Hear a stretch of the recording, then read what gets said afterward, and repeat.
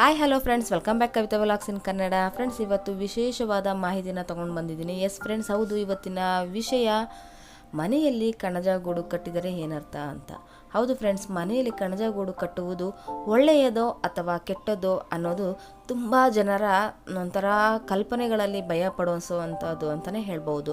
ಯಾಕಂದರೆ ಇದು ತುಂಬಾ ಸೂಕ್ಷ್ಮವಾದ ವಿಚಾರ ಅಂತಲೇ ಹೇಳ್ಬೋದು. ಇದನ್ನು ನೀವು ತಿಳಿಯೋದಕ್ಕಿಂತ ಮುಂಚಿತವಾಗಿ ನೀವಿನ್ನೂ ನನ್ನ ಚಾನಲ್ನ ಹೊಸ್ದಾಗಿ ನೋಡ್ತಿದ್ರೆ ದಯವಿಟ್ಟು ಸಬ್ಸ್ಕ್ರೈಬ್ ಆಗಿ, ಹಾಗೆ ಪಕ್ಕದಲ್ಲಿರುವ ಬೆಲ್ಲೈಕನ ಆಲ್ ಅಂತ ಪ್ರೆಸ್ ಮಾಡಿ ವಿಡಿಯೋನ ಹೆಣ್ಣು ತನಕ ನೋಡಿದ್ರೆ ನಿಮಗೆ ಇದರ ಸಂಪೂರ್ಣ ಮಾಹಿತಿ ಖಂಡಿತವಾಗ್ಲೂ ನಾನು ಕೊಡ್ತೀನಿ.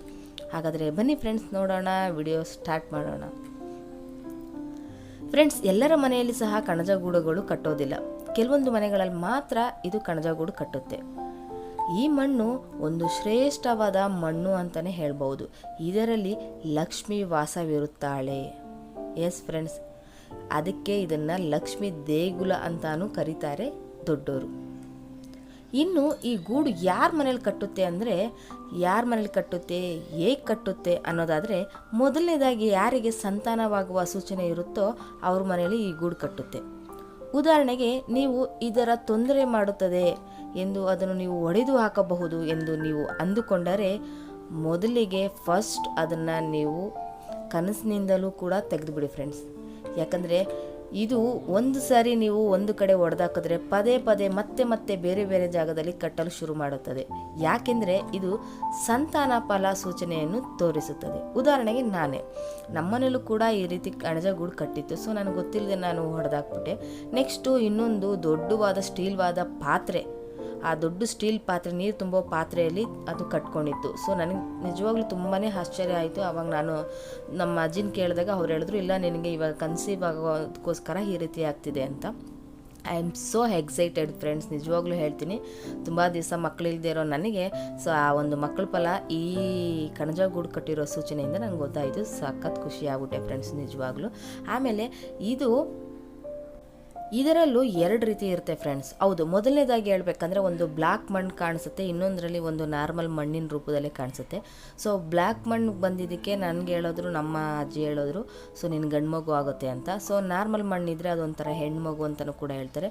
ಕೆಲವೊಂದು ಸಾರಿ ಕೆಲವರಿಗೆ ಅದು ಕಣಜಗೂಡು ಕಟ್ತು ಅಂದ್ರೇ ಸಂತಾನ ಭಾಗ್ಯ ಅಂತಾರೆ. ಬಟ್ ಕೆಲವರು ಈ ರೀತಿ ಒಂದು ಕಲರ್ ವ್ಯತ್ಯಾಸದಿಂದ ಹೇಳ್ತಾರೆ. ಬಟ್ ಅದು ಸಂಪೂರ್ಣವಾಗಿ ನಮ್ಮ ಅಜ್ಜಿ ಹೇಳಿರೋದ್ರಿಂದ ನಾನು ತಿಳ್ಕೊಂಡಿದ್ದೀನಿ. ಅದ್ರಲ್ಲಿ ತಪ್ಪಿದೆ ದಯವಿಟ್ಟು ಕ್ಷಮಿಸ್ಬಿಡಿ.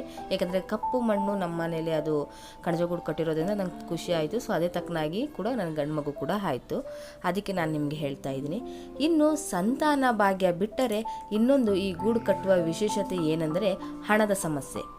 ಹೌದು ಫ್ರೆಂಡ್ಸ್, ಹಣದ ಸಮಸ್ಯೆ ಇರುವವರು ಅಂಥವ್ರ ಮನೆಯಲ್ಲಿ ಈ ಗೂಡು ಕಟ್ಟಿದಾಗ ಅವರ ಹಣದ ಸಮಸ್ಯೆ ಹೋಗಲಾಡಿಸಿ ತಾಯಿ ಮಹಾಲಕ್ಷ್ಮಿ ದೇವಿ ಕೃಪೆಗೆ ಪಾತ್ರರಾಗುತ್ತಾರೆ. ಈ ಗೂಡು ಸಹ ಏನು ಮಾಡಬೇಕು ಅಂತ ನೀವು ಕೇಳೋದಾದರೆ, ಇದನ್ನು ದಯವಿಟ್ಟು ಯಾರೂ ಕೂಡ ತೆಗೆಯೋದಕ್ಕೆ ಹೋಗ್ಬಿಡಿ. ಯಾಕಂದರೆ ಒಂದು ಜೀವಿಯ ವಾಸವಿರುವ ಮನೆಯನ್ನು ಒಡೆಯುವುದು ತುಂಬ ದೊಡ್ಡ ತಪ್ಪು. ಮನೆಯಲ್ಲಿ ಮಕ್ಕಳಿದ್ದಾರೆ, ಅದು ಮನೆಯಲ್ಲಿದ್ದಾಗ ಅದನ್ನು ಹೊಡೆದಾಕಿದ್ರೆ ಏನು ತೊಂದರೆ ಆಗ್ಬಿಡುತ್ತೆ, ಮಕ್ಕಳು ಕಚ್ಚಿಬಿಡುತ್ತೆ ಅನ್ನೋ ಭಯದಲ್ಲಿ ನೀವಿದ್ದರೆ, ಖಂಡಿತವಾಗ್ಲೂ ಹೇಳ್ತೀನಿ, ಆ ರೀತಿ ಇದ್ದಾಗ ಹುಳವಾಗಿ ಇಲ್ಲದೆ ಇರುವ ಸಮಯವನ್ನು, ಅಂದರೆ ಕಣಜಗೂಡಲ್ಲಿ ಹುಳ ಇಲ್ಲದೆ ಇರೋ ಸಮಯದಲ್ಲಿ ಅದನ್ನು ನೀವು ತೆಗೆದುಹಾಕಿ ಅದರ ಮೇಲೆ ಗೋಮೂತ್ರನ ನೀವು ಪ್ರೋಕ್ಷಣೆ ಮಾಡಿದ್ರೆ ಖಂಡಿತವಾಗ್ಲೂ ನಿಮಗೆ ದೋಷ ಕೂಡ ಬರೋದಿಲ್ಲ. ಹಾಗೆ ಅದೇ ಜಾಗದಲ್ಲಿ ಮತ್ತೆ ಆ ಗೂಡು ಕಟ್ಟೋದಿಲ್ಲ. ಇನ್ನು ಇದನ್ನೇನು ಮಾಡಬೇಕಂದ್ರೆ, ಏನು ನೀವು ಹೊಡೆದಾಕಿರ್ತೀರಲ್ಲ ಆ ಮಣ್ಣನ್ನು ನೀವು ಖಂಡಿತವಾಗ್ಲೂ ಅದನ್ನು ನೀವು ದೇವರ ಒಂದು ನೈವೇದ್ಯ ಅನ್ನೋ ರೀತಿಲಿ ನೀವು ಅದನ್ನು ಹಣೆಗೆ ನೀವು ಸಿಂಧೂರವಾಗಿ ಇಟ್ಕೊಳ್ಬೋದು. ಇದರಿಂದ ನೀವು ಲಕ್ಷ್ಮೀ ದೇವಿಯ ಕೃಪೆಗೆ ಪಾತ್ರರಾಗ್ತೀರಾ ಫ್ರೆಂಡ್ಸ್. ಖಂಡಿತವಾಗ್ಲೂ ಈ ವಿಡಿಯೋ ತುಂಬಾ ಯೂಸ್ಫುಲ್ ಆಗುತ್ತೆ ಅಂತ ನಾನು ಅಂದ್ಕೊಳ್ತೀನಿ. ಯಾಕಂದರೆ ಇದು ನನ್ನ ಅನುಭವದ ಮಾತು ಕೂಡ ಹೌದು. ಫ್ರೆಂಡ್ಸ್, ಇವತ್ತಿನ ವಿಡಿಯೋ ಇಷ್ಟೇ. ಈ ವಿಡಿಯೋ ಇಷ್ಟ ಆದರೆ ಪ್ಲೀಸ್ ಲೈಕ್ ಮಾಡಿ, ಶೇರ್ ಮಾಡಿ, ಸಬ್ಸ್ಕ್ರೈಬ್ ಆಗೋದನ್ನು ಮರಿಬೇಡಿ. ಹಾಗೆ ಈ ವಿಡಿಯೋ ಹೇಗೆ ಬಂತು ಅಂತ ಕಮೆಂಟ್ ಮಾಡಿ ತಿಳಿಸಿ. ಹಾಗೆ ಇದೇ ರೀತಿ ಒಳ್ಳೊಳ್ಳೆ ಮಾಹಿತಿನ ನಾನು ತೊಗೊಂಡು ಬರ್ತೀನಿ. ಸೊ ಈ ವಿಡಿಯೋ ಇಷ್ಟ ಆದರೆ ಪ್ಲೀಸ್ ಸಬ್ಸ್ಕ್ರೈಬ್ ಆಗೋದನ್ನು ಮರಿಬೇಡಿ. ಖಂಡಿತವಾಗ್ಲೂ ಥ್ಯಾಂಕ್ ಯು. Bye friends.